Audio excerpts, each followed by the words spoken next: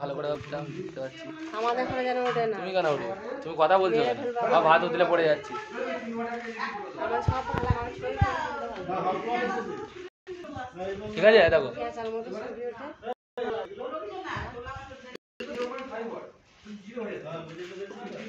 বড় মা নাচটা হবে আজকে। আমি নিয়ে আসবো নাকি স্পিকারটা? হ্যাঁ হ্যাঁ বলি ঠিক আমার মতো এটা কি বলো একটু, এটা কি কিসের খোঁজ?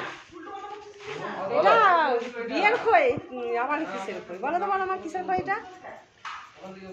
বিয়ের খোঁজ? বলো আমার একটু গিফটটা ধরো। ও